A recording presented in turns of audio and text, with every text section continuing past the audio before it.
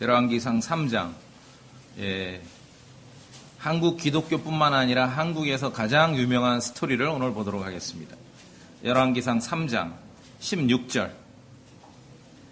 열왕기상 3장 16절부터 28절까지 우리 함께 말씀을 나누어 읽겠습니다.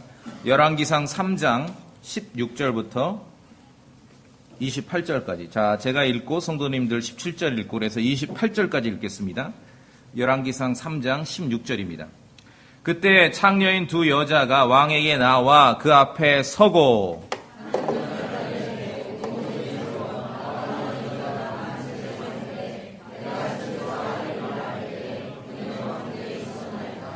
내가 해산한 지 사흘 뒤에 이 여자도 해산하였는데 우리가 함께 있었고 집에 있던 우리 둘 외에는 집에 우리와 함께한 낯선 사람이 아무도 없었나이다.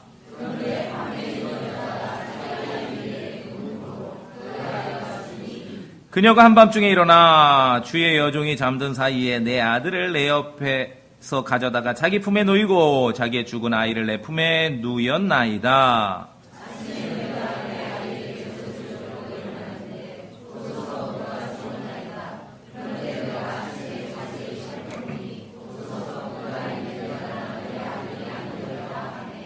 다른 여자는 이르되 아니라 살아있는 것은 내 아들이요 죽은 것이 내 아들이라 하고 이 여자는 이르되 아니라 죽은 것이 내 아들이요 살아있는 것은 내 아들이라 하며 그들이 왕 앞에서 이렇게 말하니라.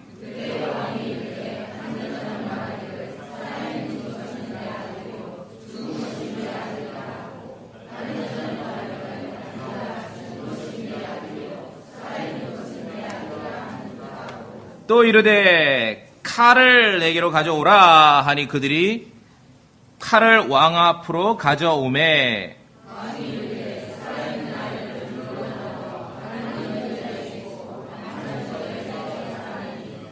그때에 그 살아있는 아이의 어머니가 되는 여자가 속 중심에서 자기 아들을 불쌍히 여겼으므로 왕에게 아뢰어 이르되 오 내 주여 살아있는 아이를 그녀에게 주시고 아무쪼록 죽이지 마옵소서 하되 다른 여자는 말하기를 그것이 내 것도 되게 하지 말고 네 것도 되게 하지 말며 그것을 나누게 하라 하므로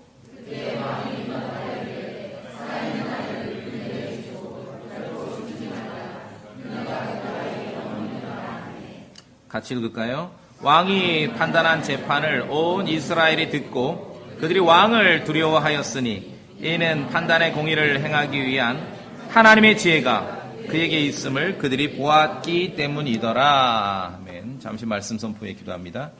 걸어가신 아버지 하나님, 우리가 우리에게 보존해 주신 하나님의 말씀을 방금 소리내 읽었습니다. 이 말씀이 진리가 우리 마음의 생각으로 옮겨지길 원합니다.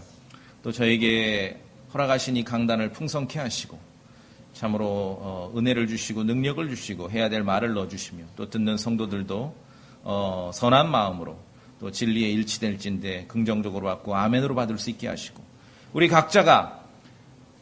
각자에게 하나님 아버지께서 무엇이라고 말씀하는지 듣기 위해서 하나님 아버지 앞에 모인 것입니다.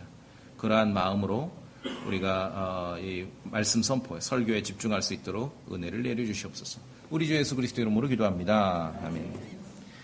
참으로 유명한 스토리죠.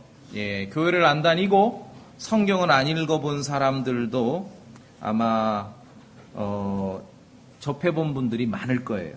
왜 그러냐 하면은 이야기책에도 나오고 동화책에도 나오고. 중요한 것은 솔로몬에 대해서 좀 보고자 하는 것입니다. 솔로몬에 대한 부정적인 좀 이미지가 많죠. 그런데 여러분 기억하십시오. 솔로몬은 젊은 시절 솔로몬은 참으로 주님을 사랑했습니다. 주님도 솔로몬과 함께 하셨습니다. 그래서 주님께서 솔로몬을 매우 크게 하신 것입니다. 성경의 역사를 보면은 어떤 성도가 잘 먹고 잘 살아. 부자가 되고 재산이 늘고 가축이 많아지고 자손이 번성하고 땅이 넓어지고 그럼 사람들은 저 사람이 하나님께 은혜를 받았구나. 하나님께서 함께 하시구나 라고 말을 합니다. 예, 맞습니다. 그러나 그것은 구약에 맞습니다. 구약 시대. 그리스도의 복음이 선포되는 시대는 그거는 아무도 말할 수 없어요. 그렇죠? 구약 시대는 그러니까 사람들이 거기에 구약을 읽다가 거기에 인상이 너무 강해서 외적인 번성, 세속적인 번성은 주님께 은혜 받고 저 사람과 하나님이 저 사람과 함께 하시구나라고 결론을 내려버려요. 그런 거 없습니다. 그건 구약엔 그래요. 그래서 주님께서 솔로몬과 함께 하셨다는 걸 우리가 어떻게 아는가? 솔로몬을 아주 크게 하셨습니다. 그렇죠? 이스라엘 왕국, 고대 이스라엘 왕국의 다윗 솔로몬 시대에 엄청나게 번성했습니다. 그럼 여기 3장 앞부분에 가면은 많이 아시죠? 기브온의 산당에 가서 번제 헌물 1000개를 드리는 얘기. 그것을 이제 많은 분들이 착각을 해서 번제 헌물 1000개인데 그걸 뭐 1000 번제 막 그런 말들을 이제 만들어냈는데 초기에 솔로몬은 주님과 함께하고 주께서도 솔로몬과 함께하고 솔로몬이 주님을 아주 사랑했을 때 솔로몬은 아직 성전 건축이 이루어지기 전에 어디 가서 주님을 경배하고 희생물을 바쳤는가? 기브온에 갔습니다. 기브온 산으로 갔습니다. 왜 갔냐 하면 거기에 모세 때 장막이 거기에 보관되어 있었거든요. 거기 올라가서 기브온에 올라가서 3장의 4절에 있는 대로 솔로몬이 그 제단 위에 번제 헌물 1000개를 드리니라. 자, 우리 한번 참고사항으로 역대기하 1장으로 가볼까요? 역대기하 1장. 역대기하 1장. 역대기하 1장.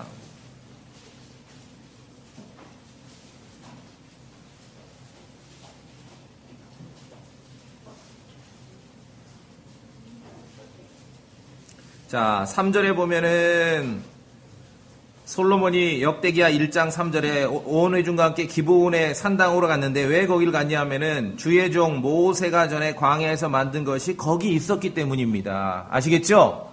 기브온에 가서 그냥 임의대로 한 게 아니라 성전이 예루살렘에 건축되기 전에 장막이 어디 있었습니까? 기브온에 있었어요. 거기 가서 그래서 경배를 한 것입니다. 그 다음에 6절. 솔로몬이 거기로 즉 주 앞에 있던 놋제단 곧 회중의 성막에 있던 그 제단으로 올라가 그 위에 번제 헌물 1000개를 드렸더라. 그러니까 성막에서 한 거예요. 맞다 쳐도 무슨 뭐 1000 번제 이런 게 맞다 쳐도 아무 데서나 한 게 아니라 어디서 한 겁니까? 성막에서 번제단에서 행한 겁니다. 성전 예루살렘 성전이 아직 건축되기 전에. 그래서 젊은 시절 솔로몬은 주님을 사랑했고 주께서도 솔로몬과 함께 하셨고 주께서 솔로몬을 매우 크게 하셨습니다. 기브온에 있는 제단에 번제 헌물 1000개를 드린 그 밤에 주께서 솔로몬에게 꿈에 나타나셨습니다. 여기에서 이제 또 한 번 막 사람들 그렇죠? 솔로몬의 꿈에 나타나셨어요. 말씀을 바르게 나눠야 됩니다. 말씀드렸죠? 어떤 성도가 나왔는데 이 세상 삶에 번성하고 재산도 많고 땅도 넓고 자손도 번성한다. 그럼 아하, 저 사람 하나님께서 저 사람과 함께 하셨구나. 100% 그렇게 말할 수 있는 건 구약 시대만 그렇다. 무슨 말씀 아시겠죠? 그리스도의 복음이 전파됐을 때는 그것과는 꼭 상관이 없다. 그럼 뭔가 열심히 땀 흘려 일하면은 번성합니다. 또 솔로몬에게 이제 그 1000 번제 헌물 1000개를 드렸던 밤에 하나님께서 꿈에 나타나셨습니다. 그랬더니 많은 분들이 어떤 꿈을 통해 하나님의 음성이나 계시를 듣기를 원해요. 이것도 역시 땡입니다. 이전에 다양한 방법으로 다양하게 주님께서 알려주시고 말씀하고 계시하신 그런 방식은 구약시대 방식이죠. 신약에 가면은 심지어 꿈도 몇 번 나오지도 않을 뿐만 아니라 빌라도 아내가 이제 왜 예수님을 잡아가지고 이렇게 신문하고 이제 처형하기 직전에 빌라도 아내가 빌라도에게 막 보냈잖아요. 이야기를, 전언을. 내가 그리스도 때 예수 때문에 꿈자리가 뒤숭숭했다. 조심해라. 그렇게 말한 이유, 빌라도 아내가 자기 남편에게 지난밤 꿈자리가 뒤숭숭했다라고 말을 한 이유로는 신약 성경에서 꿈을 통한 계시로는 아예 나오지도 않습니다. 아예 끝나버립니다. 무슨 말씀 아시겠습니까? 우리는 성경을 믿는 거예요. 성경을. 어쨌든 여기는 아직 구약입니다. 심지어 예루살렘 성정도 없고 모세 때 성막이 아직 있던 시대예요. 주님께서 솔로몬의 꿈에 나타나셨어요. 나타나셔서 하신 말씀이 뭐죠? 간단하게 뭔 말한 거예요? 소원을 말해봐. 뭘 원해? 소원을 말해봐. 이런 이야기는 너무 많죠. 예? 뭐 우리나라 산신령이 등장해서 소원을 말해봐. 기껏 도끼요. 소원을 말해봐. 근데 솔로몬은 무엇을 구했습니까? 지혜를 구했고 지식을 구했고 분별력 있게 백성을 재판할 수 있는 능력을 구했습니다. 이해력을 구한 것이에요. 이게 대단하죠. 그러니까 솔로몬은 대단한 사람이었어요. 정말 주님을 마음으로 사랑했던 사람이에요. 훌륭한 왕의 모습이고 훌륭한 지도자의 모습이죠. 하나님께서도 이걸 칭찬하세요. 야, 네가 네 개인의 사사로운 이익을 구하는 것이 아니라, 그렇죠? 오래 사는 걸 구하지도 않고 재물을 구하지도 않고 원수의 생명을 구하지도 않고 지혜를 구하고 지식을 구하고 분별력 있게 백성들을 재판할 수 있는 능력을 구하고 이해력과 명철을 구했을 때 하나님께서 솔로몬이 구한 그것을 기뻐하셨다 그래요. 기뻐하셨다. 그래서 기뻐하셨기 때문에 솔로몬에게 지혜롭고 깨닫는 마음을 그에게 주셨다라고 성경은 기록합니다. 자, 오늘 본문 열왕기상 3장으로 오십시오. 3장으로 오셔서 제가 봅니다. 9절에 그러므로 주의 백성을 재판하도록 주의 종에게 깨닫는 마음을 주사. 언더스탠딩입니다. 언더스탠딩. 내가 좋은 것과 나쁜 것을 분별하게 하옵소서. 이같이 큰 주의 백성을 누가 능히 재판하리이까 하니라. 안 거죠. 통치자가 해야 될 일, 왕이 해야 될 일. 결국은 우리는 왕은 아니지만 우리도 마찬가지입니다. 일생에 있어서 매일매일 우리가 해야 될 일이 뭡니까? 무엇인가를 선택하고 결정하고, 그렇죠, 분별하고 매일매일 하는 일이에요. 그 능력을 원한 거예요. 그것이 지혜고 지식이고 깨닫는 마음이라는 거죠. 그랬더니 주님께서, 자, 10절, 열왕기상 3장 10절 다 같이 읽어보겠습니다. 열왕기상 3장 10절 시작. 솔로몬이 이것을 구하매 주께서 그 말을 기쁘게 여기시니라. 기쁘게 여기신다. 재물을 구했어도 전 주셨을 거라고 생각해요. 장수를 구했어도 주셨을 거라고 생각해요. 원수들의 목숨을 구해도 주셨을 거라고 생각해요. 그러나 그런 것들을 구해도 주셨겠지만도 아마 이렇게는 기록하지 않으셨을 거예요. 그런데 솔로몬이 구한 것은 주께서 그 말을 기쁘게 여기셨어요. 야, 흐뭇해하신 거지요. 그리고 하나님께서 주신 그 지혜를 가지고 오늘 우리가 함께 읽었듯이 어려운 재판을 지혜롭게 결정 내리고 판결했을 때 온 이스라엘이, 모든 이스라엘이 그것을 지켜보고 솔로몬에게 하나님의 지혜가 함께하는 것을 보고서 온 이스라엘이 두려워했다라고 말하고 있습니다. 여러분 같이 읽었죠? 28절에 온 이스라엘이 왕을 두려워했습니다. 왜? 하나님의 지혜가 솔로몬에게 있는 것을 보고. 이때 두려워하는 것은 명령에 의해서, 지시에 의해서가 아니라 스스로 두려워하는 거죠. 하나님의 지혜가 솔로몬에게 있는 것을 보고. 역사의 제왕들이 이것을 몰라요. 백성들을 어떻게 두렵게 만듭니까? 칼을 뽑아서 두렵게 만들지요. 하나님의 지혜가 솔로몬에게 있는 것을 보고 온 백성이 그를 두려워했습니다. 자, 만약에 주님이 그럴 일은 없습니다. 꿈에 나타나 야 소원 말해봐. 그런 건 없습니다. 우리에게는 하나님의 말씀이 있기 때문에 그런 건 없습니다. 그러나 만약에 주님이 여러분에게 한 가지 구하라 하실 때 여러분 무엇을 구하시겠습니까? 정말 생각해 보셔야 돼요. 무엇을 구하시겠습니까? 나에게, 우리에게도 구할 것이 있다면 저는 감히 말씀드립니다. 나에게도 우리에게도 구할 것이 있다면 하나님의 지혜를 구해야 되는 것입니다. 하나님의 지혜를 구해야 돼요. 올바로 분별할 수 있는 능력을 구해야 돼요. 옳은 것과 나쁜 것을 구분할 수 있는 능력을 구해야 돼요. 이해할 수 있는 그 마음을 구해야 돼요. 전도서의 7장에도 보면 지혜가 지혜로운 자를 도시 안에 있는 10명의 용사보다 더 강하게 하느니라. 이게 무슨 말이냐면은 들어보세요. 그냥 들어보세요. 지혜가 지혜로운 사람을 도시 안에 있는 10명의 용사보다 더 강하게 하느니라. 전도서 7장에 있는 말씀입니다. 이것은 삼국지의 책사들을 생각하시면 돼요. 우리가 삼국지를 보면 막 전쟁을 하죠. 세 나라가. 근데 실제로 전쟁은 전쟁터에서 막 장수들과 군사들이 하지만 사실 누구 뜻대로 다 움직이고 있는 거예요, 지금? 책사들, 제갈공명, 또 누구 있잖아요. 예. 방통, 있죠? 그래서 이제 제갈공명하고 방통 때문에 와룡봉출한 얘기가 나오지 않습니까? 그 지혜를 구하셔야 됩니다.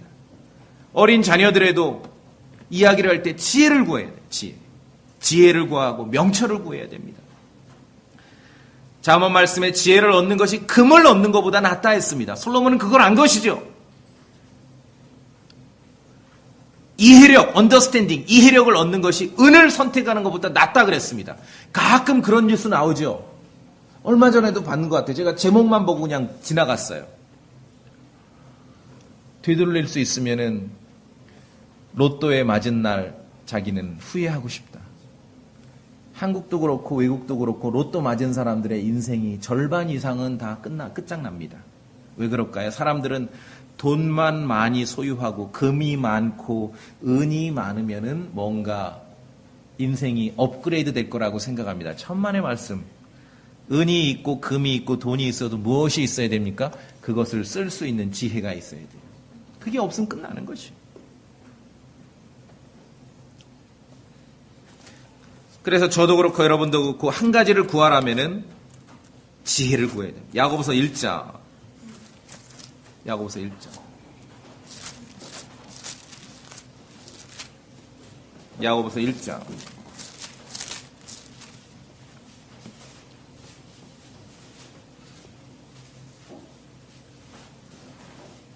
(5절) 자, 우리 같이 읽어보겠습니다. 야고보서 1장 5절.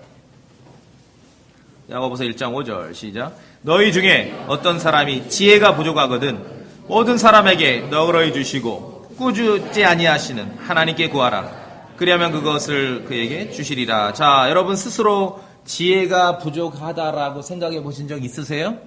없어요? 저는 목회를 하면서 제가 결심한 게 있습니다. 나는 날마다 지혜를 구할 거다. 여러분도 그렇게 하셔야 됩니다. 자, 그러면은 지혜, 그리스도인이 하나님 아버지께 겸손한 마음으로 지혜를 구할 때 지혜를 주실까요? 안 주실까요? 지혜를 주십니다. 그것을 여러분이 경험하셔야 됩니다. 막 내 능력과 내 노력으로만 뭔가 되는 것 같지? 아니요. 하나님께서 지혜를 주십니다. 근데 조건은 있죠? 여러분이 스스로 지혜가 부족한 사람이라고 인정을 하셔야죠. 그래야 구할 거 아니겠습니까? 구하면은 주십니다. 우리가 한 가지 구할 것이 있다면 그것은 하나님의 지혜. 솔로몬에게 있었던 것은요, 세상의 지혜가 아닙니다. 솔로몬은 왕이었기 때문에 세상의 지혜자들은 그 밑에 엄청나게 많아요. 그 지혜가 아니라 하나님의 지혜가 그에게 있었습니다. 그래서 사람들이 두려워했던 것이죠. 두 가지를 아셔야 됩니다. 하나님의 지혜가 있고요, 이 세상의 지혜가 있습니다.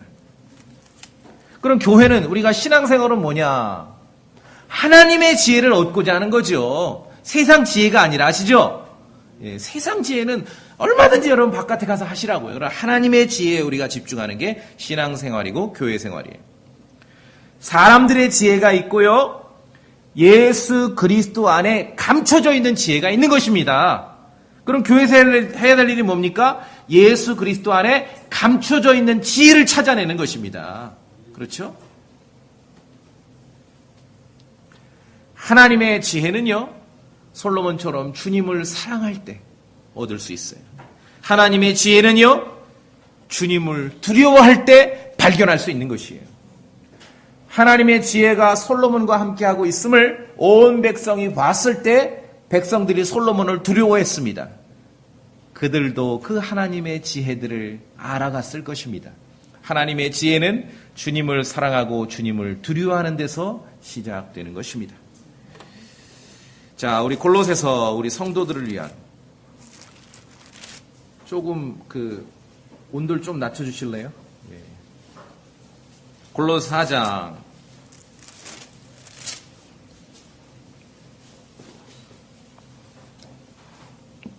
골로새 4장 5절.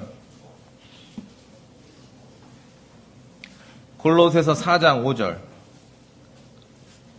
그러니까 우리가 말씀을 보는 것은요, 솔로몬이 지혜를 구했는데, 자, 돈을 구할 수도 있었고요, 오래 사는 거, 무병장수를 구할 수도 있었고, 원수들의 목숨을 구할 수도 있었는데, 지혜를 구했죠. 그거 다 알잖아요. 그러니까 말씀을 보는 것은 선택의 우선순위에 있어서 그것을 아는 것이 아니라 우리가 각자가 마음으로 동의가 돼야 된다는 거예요. 그래서 그런 삶을 살아가고자 결단하는 것, 그게 신앙생활입니다. 뒤에 거 2번, 3번, 4번은요, 요 바깥에 나가면 무수히 많은 그 얘기를 해요. 그렇죠?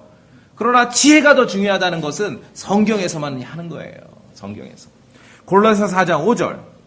성도들에게도 직접적으로 요구합니다.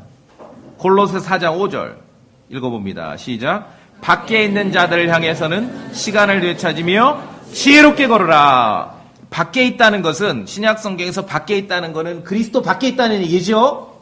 그러니까 세상 사람들이죠. 교회 밖을 말합니다. 밖에 있는 자들을 향해서는 시간을 되찾으며 어떻게 걸으라? 지혜롭게. 그러니까 많은 크리스찬들이 가볍게 여깁니다. 이 말씀을.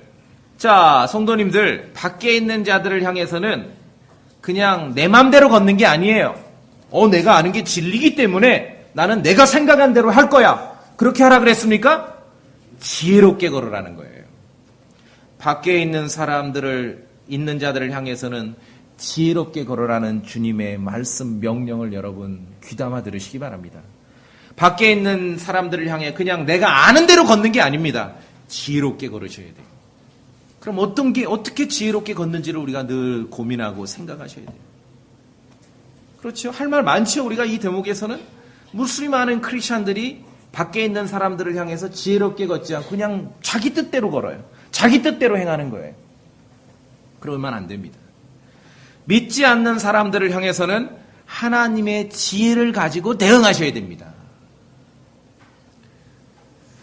그런데 솔로몬에게 하나님께서 하나님의 지혜를 주셨는데 그리스도의 복음 안에서 성도들에게는 두 가지 지혜가 있습니다. 세상 지혜 아니고도 두 가지가 있어요. 그냥 우리가 지금 지혜롭게 걷자, 지혜롭게 행하자 이 정도 말이 있고요. 실제로 주께서 우리에게 주시는 그런 지혜가 있습니다. 참 지혜가 있습니다. 그 지혜를 보도록 하겠습니다. 고린도전서 1장.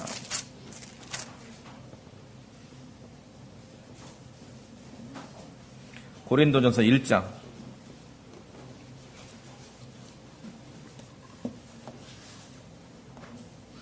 제가 20절 봅니다. 1장, 고린도전서 1장 20절.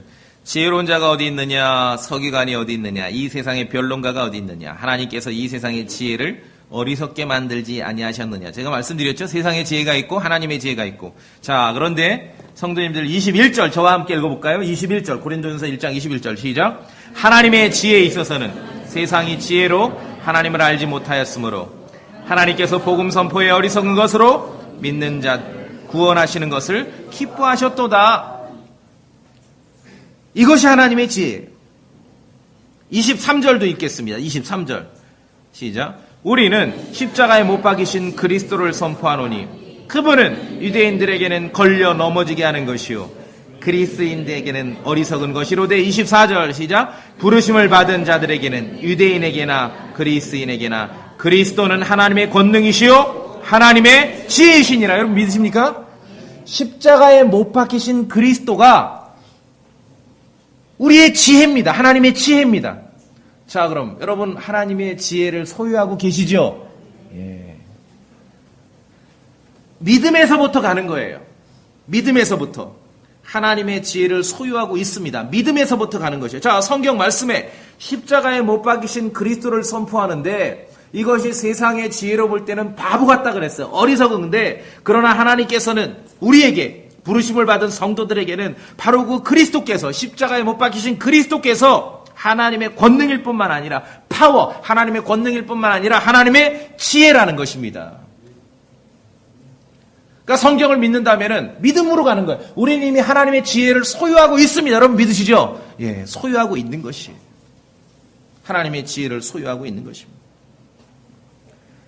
그래서 밖에 있는 자들에게 지혜롭게 행하고 지혜롭게 걸으라는 것을 우리가 적용을 하자면은 신앙의 얘기, 어떤 영적인 얘기, 진리의 얘기를 할 때 밖에 있는 자들에게 지혜롭게 얘기해야 돼요. 하나님의 지혜이신 십자가에 못 박이신 예수 그리스도 이외엔 말할 게 별로 없어요. 그렇죠? 예. 뭐 세상 사는 얘기할 때는 하지만 성경을 가지고 얘기할 때 십자가에 못 박이신 예수 그리스도 이외에 그보다 더 지혜로운 얘기가는 존재하지 않습니다. 그러니까 지혜롭게 걸으라 하는데 하나님의 지혜를 자기가 소유했고 예수 그리스도가 십자가에 못 박이신 그리스도가 하나님의 지혜임을 믿어야, 믿지 않으면은 세상 지혜 비슷한 걸 가지고 오면서 지혜롭다라고 생각해요. 세상을 향해서 우리가 지혜롭게 처신해야 됩니다. 세상을 향해서 대응할 수 있는 하나님의 지혜는 무엇입니까? 여러분 동의되십니까? 십자가에 못 박히신 예수 그리스도십니다. 동의되십니까? 이게 지혜로운 거예요. 여러분이 나가서 십자가에 못 박히신 그리스도를 전하면요, 세상에 똑똑하던 사람들이 우습게 봐요. 그 말이 맞다는 거예요. 고린도전서 1장, 그렇죠?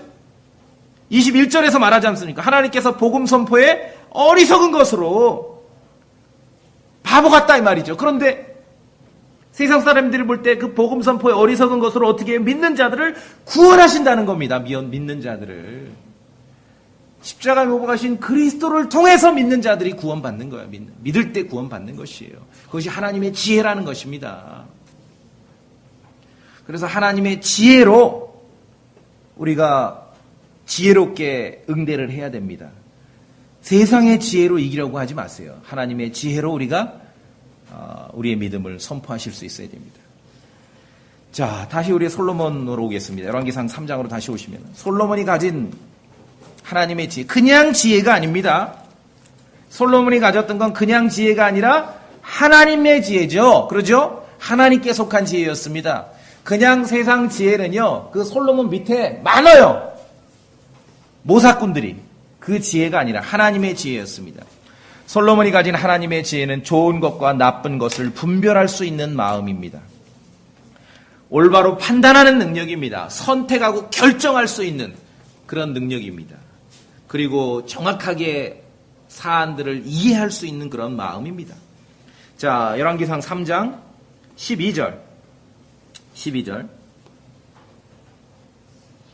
하나님께서 얼마나 솔로몬을 아끼셨고 사랑했는지를 여기 보여줍니다. 열왕기상 3장 12절. 보라, 같이 읽습니다. 시작. 보라, 내가 네 말대로 행하였느니라. 보라, 내가 내게 지혜롭고 깨닫는 마음을 주었은즉 너희 전에도 너와 같은 자가 없었거니 너희에도 너와 같은 자가 일어나지 아니하리라. 그렇죠? 한 가지 구한다면 무엇을 구하시겠습니까? 지혜를 구하셔야 돼요. 많은 돈이 있다라고 인생 성공하고 업그레이드 되는 거 아닙니다. 지혜를 구하셔야 돼요. 지혜를 구해야 돼요. 왕으로서 바르게 재판하는 것을 구했습니다. 그것이 왕에게 지혜였고 솔로몬의 지혜였습니다.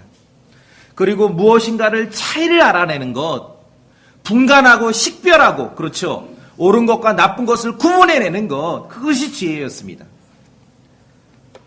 우리도 마찬가지예요. 내가 가지고 있는 것이 지식이든 어떤 물건이든 시간이든 돈이든 잘 배치하고 질서 있게 나열하고 적절하게 사용할 줄 아는 것, 그것이 지혜입니다. 그것이 지혜예요. 그런 말 들어보셨죠? 외래어로 노하우를 안다. 그렇죠? 그게 지혜예요. 성경에서 말하는 지혜는 노하우, to know how to예요. 일을 어떻게 할지를 아는 것이에요. 솔로몬에게 하나님께서 그 지혜를 주신 것이에요. 지혜를 구하셔야 돼요. 돈도 중요하고 무병장수도 중요하고 원수들의 목숨도 중요하고 다 중요합니다. 그러나 무엇보다 가장 중요한 건 지혜라는 거예요. 그래서 우리가 믿음 안에서 동의가 되고 그렇게 갈 수 있겠냐는 것이죠. 그것이 우리 신앙생활입니다. 신앙생활이에요. 예수 그리스도의 말씀이 성도들 안에 풍성히 거해야 한다라고 성경은 우리에게 요구합니다. 그런데 말씀이 풍성히 거하기만 하면 되는 거 아니에요. 골로새에 보시면은요, 예수 그리스도 말씀이 풍성히 거하는데 지혜 가운데 풍성히 거해야 돼요. 성경을 정확하게 읽어보셨습니까? 지혜 가운데. 우리 볼까요? 골로새서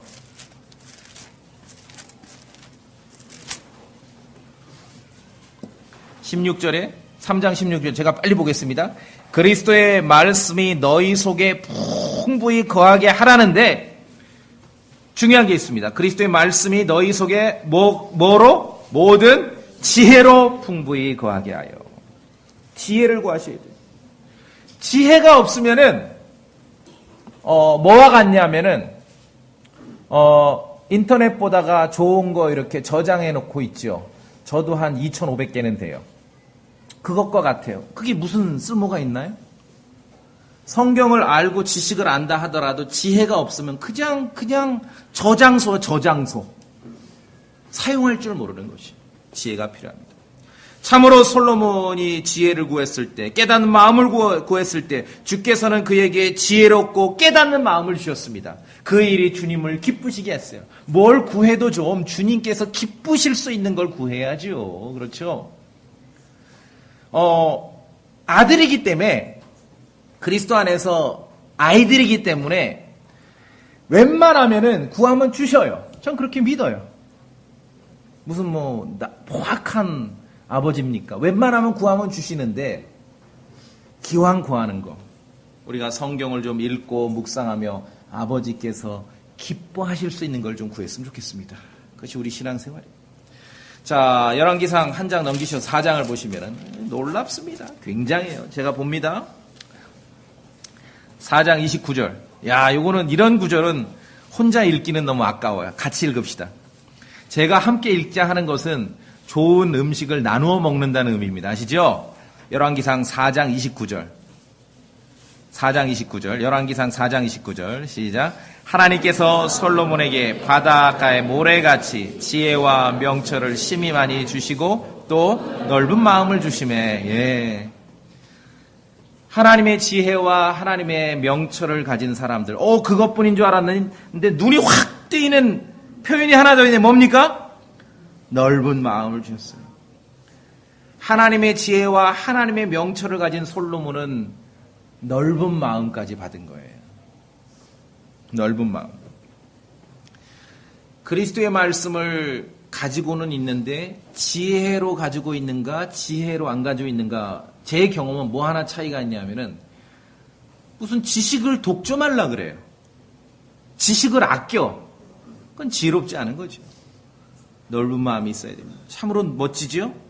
지혜와 명철을 주셨는데 넓은 마음도 주셨습니다. 그러자 어떤 일이 벌어졌습니까? 솔로몬의 지혜가 동쪽 지방 모든 자손의 지혜와 이집트의 모든 지혜보다 뛰어났더라. 역사적으로 보더라도 왜 구약 성경이 중요하냐면요. 세속사에서 고대 문명하면 메소포타미아 문명, 이집트 문명 그러죠. 근데 열왕기상 4장 30절에 보니까 그 문명들보다 솔로몬의 지혜가 훨씬 더 뛰어났다는 것입니다. 고대 나일간 문명, 유프라테스 문명, 이 문명보다 솔로몬의 왕국, 고대 이스라엘의 그 왕국의 문명이 훨씬 더 뛰어났다는 것이에요. 성경을 믿는다는 것은 그것을 믿는 것이에요. 자, 그래서 그때 이제 어느 날 창녀인 두 여자가 이제선 좀 오는 거예요. 오늘 본문. 왕 앞에 와서 송사를 합니다. 내용은 잘 아시죠? 그런데 솔로몬은 왕에게 와서 송사하는 그 두 여자의 말을 솔로몬은 성경을 읽으셨습니까? 자세히 경청했습니다. 보세요. 16절에 그때 창녀인 두 여자가 왕에게 나와 그 앞에 서고 17절 한 여자가 이르되 17절부터 22절까지가 왕 앞에 나와 송사하는 두 여인의 내용입니다. 보셨습니까? 솔로몬은 두 여자의 송사 내용을 자세히 들었습니다. 그리고 23절 쭉 듣고 나서 23절 그때 왕이 이르되, 이제 솔로몬이 말을 하는 거예요. 한 여자는 말하기를 살아있는 이것은 내 아들이요 죽은 것은 네 아들이라고, 다른 여자는 말하기를 아니라 죽은 것이 네 아들이요 살아있는 것이 내 아들이라 하는도다. 무슨 말씀입니까? 자세히 들었는데 이 여자들이 왜 왔고 자세히 얘기했을 거 아니에요.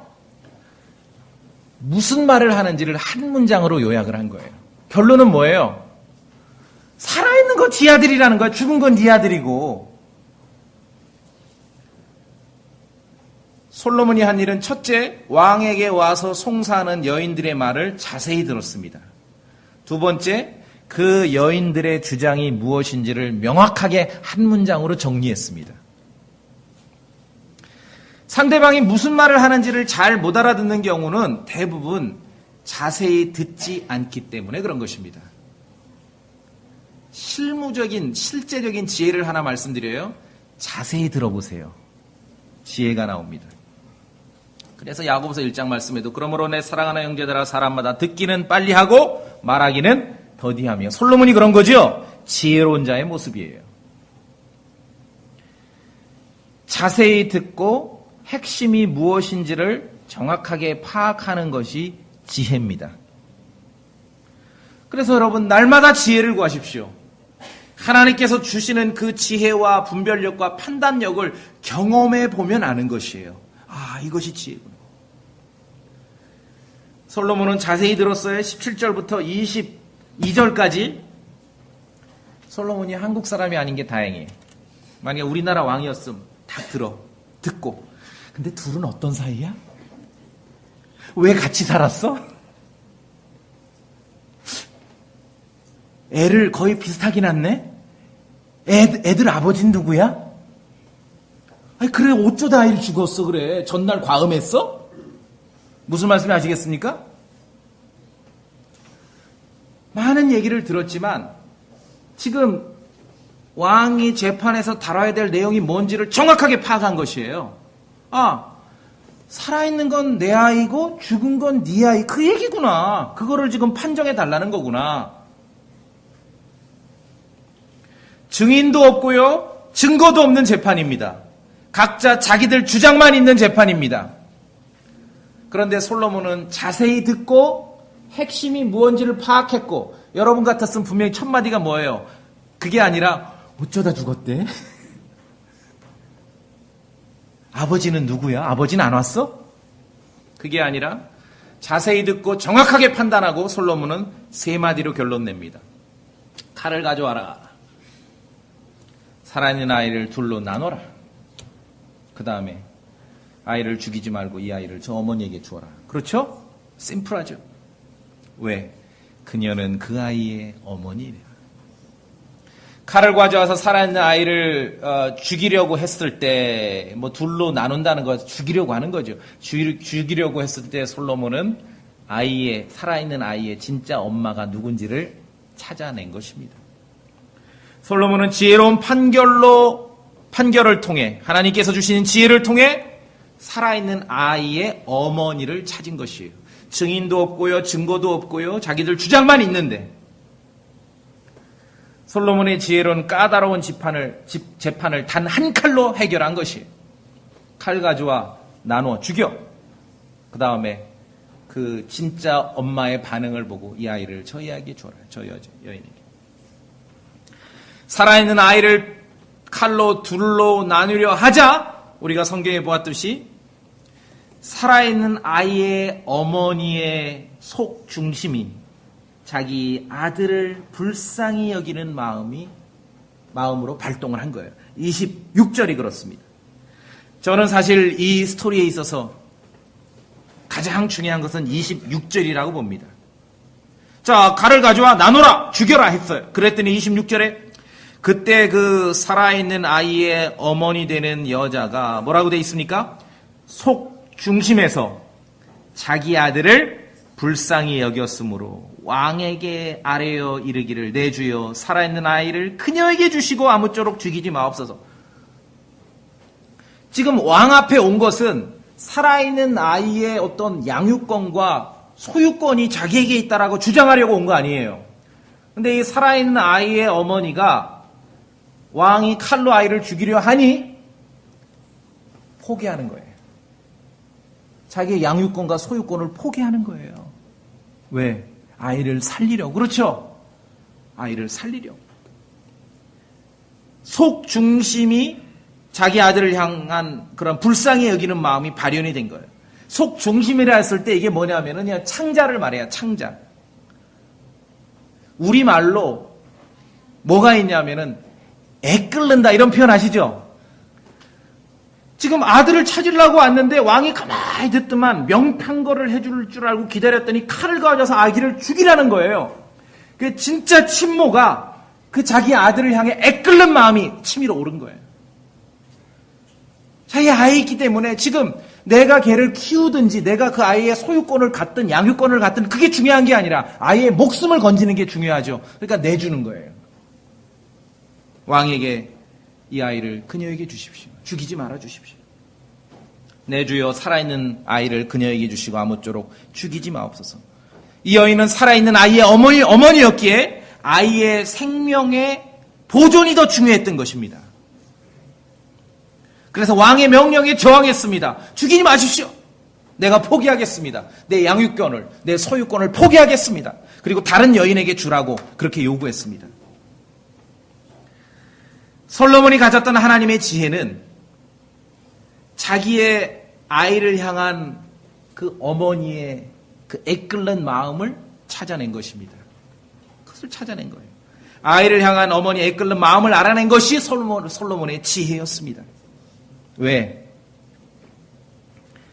한쪽 여자는 난 죽이라는 거죠. 이런 못된 그렇죠. 그런데 제가 이걸 생각해 봐서 이해가 안 돼. 제가 좀 그래서 이해가 되는 쪽으로 좀 상상력을 발휘를 해봤어요. 근데 이 아이가 살아있는 아이의 손이 마이다스의 손이야. 닿으면 다 금덩어리로 변해. 살아있든 죽어있든 상관없어. 갖다 대면 다 금덩어리로 변해. 그래도 포기하실 수 있겠어요? 반쪽이라도 가져야지. 그렇죠? 그러나 살아있는 아이의 어머니는 아이의 생명을 그 어떤 가치보다도 더 우선순위에 둔 것입니다. 그것이 하나님의 지혜로 그것을 파악해낸 거예요.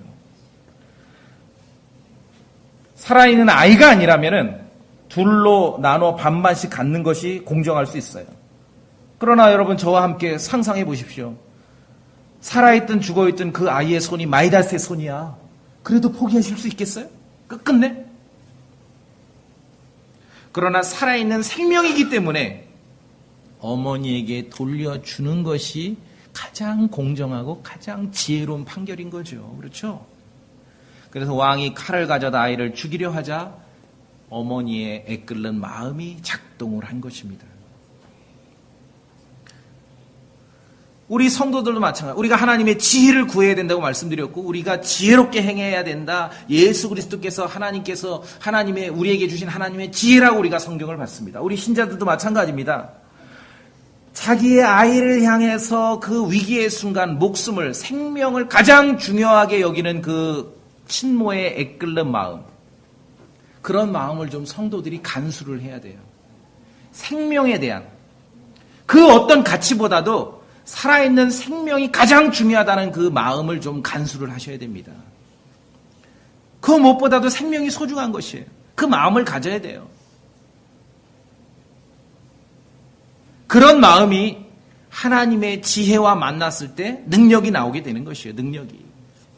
우리에게 지혜 되신 예수 그리스도를 정말 제대로 믿고 제대로 안다면은 모든 성도들이, 모든 교회가 생명을 귀하게 여길 거라는 거예요. 제가 말씀드리는 생명은 예수 그리스도 안의 생명이라는 거 이해하시죠? 예. 우리가 고린도전서 1장 30절에도 예수님은 하나님에게서 나서 우리에게 지혜와 의와 성별과 구속이 되셨나. 지혜예요. 하나님, 예수 그리스도께서 우리에게 지혜입니다. 솔로몬에게 있었던 그 지혜가 우리에게 있다면은 아이를 향한 어머니의 애끓는 마음과 같은 그런 애절함이 역시 우리에게도 간수될 수 있어야 됩니다. 그것은 살아있는 생명에 대한 간절한 마음이에요. 이 말씀을 왜 드립니까? 그 어떤 가치도 성도들이, 교회가 해야 될 일은 생명에 대한 그 간절한 마음을 넘어서는 건 그 어떤 것도 없습니다. 이게 중요해요. 얼마나 많은 사람들이 지금도 무지 가운데 알지 못하고 지옥을 향해 달려가고 있습니까? 나아가서 복음을 전하고 우리가 진리를 전하는데 감히 여기 다음 주 예배당 데리고 오고 안 오고 이게 중요한 게 아니에요. 그 생명, 그 죄인이 예수 그리스도 안에서 생명을 소유하느냐 소유하지 못하느냐 이게 중요한 것입니다. 이게 동의되십니까? 예, 이게 중요한 것이에요. 하나님의 지혜를 가졌던 솔로몬은 그것을 찾아낸 거예요.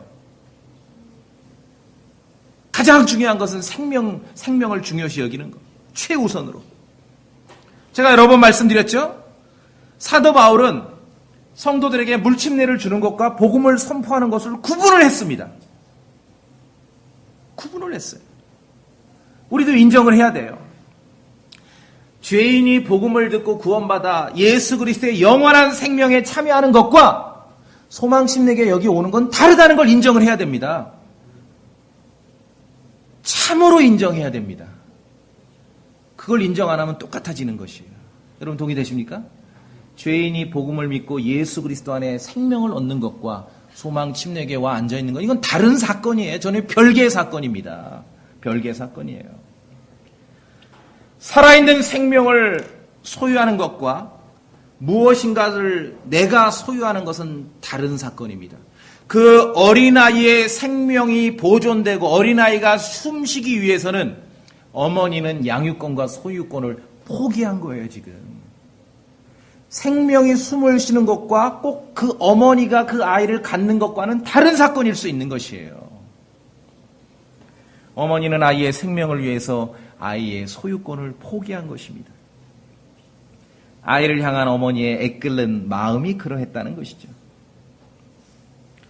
그리스도의 복음을 선포한다고 하는 성도들도, 크리스찬들도 혼들에 대한 이러한 마음이 필요한 것입니다. 그 어떤 것도 예수 그리스도 안에 있는 생명의 가치보다 우선시될 수 있는 게 없어요. 그렇죠? 현대 기독교가 전도를 하다 한자면 전도 그럼 뭐예요? 교회 데리고 나오란 소리. 그렇죠? 다 그렇게 알아듣잖아요. 그럼 뭐 소유하려고 하는 거예요, 자꾸. 그러니까 지혜 없는 길로 가는 것이에요. 제가 여러분들에게 나가서 복음을 전하라고 말씀드리는 것은 다음 주에 빈자리 좀 제발 채우라 이 말씀 아닙니다. 진실로 죄인들에게 그리스도의 복음을 전해서 그들이 믿음으로 영원한 생명을 갖게 하라는 것입니다. 소유하라고 하지 마세요. 온 천지가 소유하는 것이 복음을 전하는 거고 전도한다고 생각하면 착각입니다. 착각입니다. 위로부터 난 지혜는 첫째는 순수하다고 했습니다. 기억하시기 바랍니다. 살아있는 아이가 생명을 갖기 위해서는 그 순간 아이의 어머니는 그 아이에 대한 소유권을 내놓아야 했던 것입니다. 죄인이 그리스도의 복음을 믿고 그리스도의 몸의 지체가 되는 일과 우리 교회, 소망침례교회 지체가 되는 일은 이거는 별개의 사건입니다. 동의되시죠? 이걸 해야 돼요, 우리가. 다 소유하려고 하니까 그런 거예요. 정확하게 나눠야 됩니다. 복음을 전하셔야 돼요. 저는 여러분들이 첫 번째로 죄인들에게 복음을 전해서 정말 그리스도 안에 생명을 갖는 것이 너무너무 중요하다. 그것이 하나님의 지혜인 그리스도 예수, 십자가에 못 박히신 그리스도 예수가 우리에게 알려주는 겁니다. 죄인들에게 복음을 전하는 것. 복음을 전했어요. 이 사람이 진지하게 자기가 죄인임을 알고 그리스도를 믿겠다고 결심을 해요. 그래? 믿었어? 그럼 다음 주에 너 우리 교회 가자. 좀 지혜롭게 하세요. 아시겠죠? 지혜롭게 하세요. 별개의 사건이라는 거예요. 별개의 사건. 솔로몬의 재판에서 그 어머니는 아이의 생명을 위해서 소유권을 내줄 수도 있었어요. 이걸 우리가 기억해야 됩니다. 생명을 유지하는 것과 소유하는 것은 별개의 사건이라는 거예요. 교회가 다 그럼 어떻게 됩니까? 그리스도인이 다 그럼 어떻게 됩니까? 목사들이 다 그럼 어떻게 됩니까? 생명을 보존하는 것과 소유하는 것은 별개의 사건입니다. 그러기 위해서 우리에게 하나님의 지혜가 필요한 것이고요. 참으로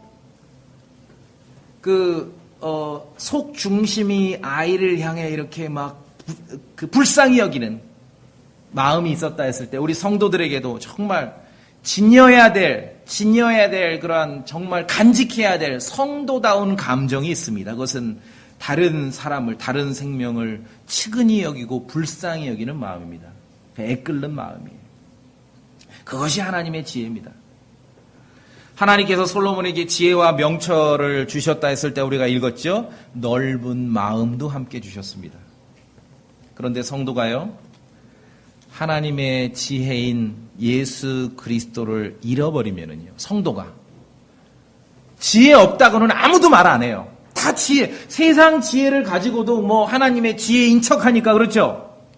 성도가요, 하나님의 지혜이신 예수 그리스도, 십자가에 못 박히신 예수 그리스도를 망각하고 잃어버리게 되면은요, 지혜 없다라고는 말 안 해요. 명철이 없어졌다고는 말 안 해요. 다 그렇게 살고 있으니까 뭐가 없어집니까? 속 중심이 좁아집니다. 고린도후서 6장.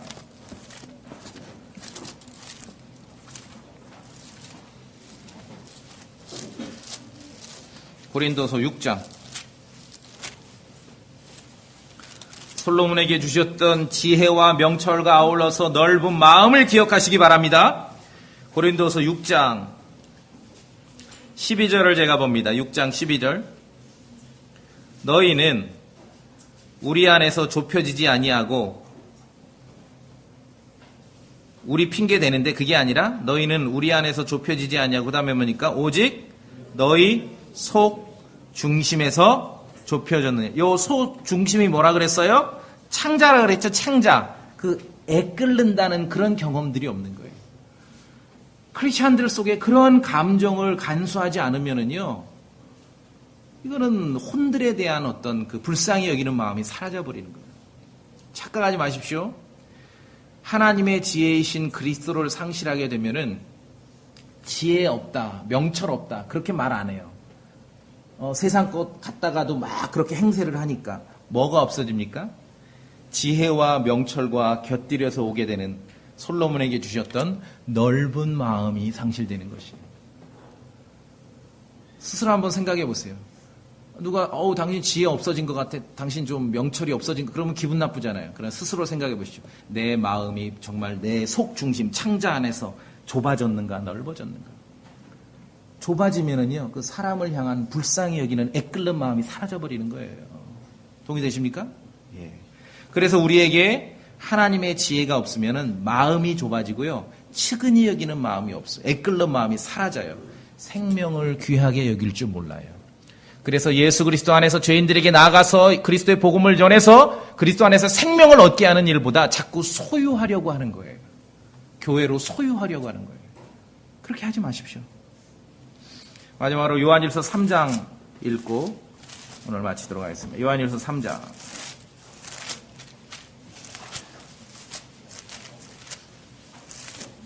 요한일서 3장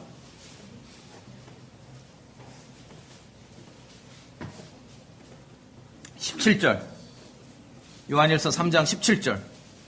요한일서 3장 17절. 그러나부터 시작. 그러나 누가 이 세상에 좋은 것을 가지고 있으면서 자기 형제가 궁핍한 것을 보고도 동정하는 마음을 닫아 그를 피하면 어찌 하나님의 사랑이 그 속에 거하겠느냐. 여기 보니까 동정하는 마음을 닫는다.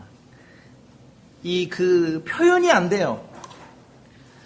그러니까 저쪽 사람들은 어떤 그런 애끓는 마음 이런 것들을 관할하는 것은 이게 꼭 한의학이랑 비슷해. 이 창자가 관할한다고 생각하는 거예요. 성경에서. 그러니까 하나님 말씀이 그렇게 기록되어 있어요. 그 창자를 닫아버리는 거예요. 애끓는 마음을. 그럼 하나님의 사랑이 그 안에 있겠느냐는 거죠. 솔로몬에 있었던 지혜, 그에게는 재판하고 백성들을 통치할 수 있고 옳은 것과 나쁜 것을 구분할 수 있는 지혜였습니다. 우리에게 있는 지혜는 십자가에 못 박으신 예수 그리스도입니다. 이제 그분이 우리에게 뿐만 아니라 지혜를 주시는 것이에요. 밖에 있는 사람들을 향해 지혜롭게 걸으라고 말씀합니다. 그리고 그 지혜는 솔로몬이 아이를 향한 어머니의 애끓는 마음을 찾아내었듯이 우리도 역시 우리의 어떤 속 중심에, 우리 내장에 솔로몬에게 주셨던 지혜와 명철과 함께 주셨던 그 넓은 마음을 함께 소유해야 되는 것이에요. 여러분이 스스로 확인해 보십시오. 지혜 없다, 명철 없다, 나는 지혜 있다, 명철 있다 하지 마시고 그 결과로 따라오는 넓은 마음을 계속 유지하고 있는지 여러분이 스스로 한번 확인해 보시고 하나님의 말씀에 따라 우리가 살아갔으면 좋겠습니다. 다 같이 기도하겠습니다.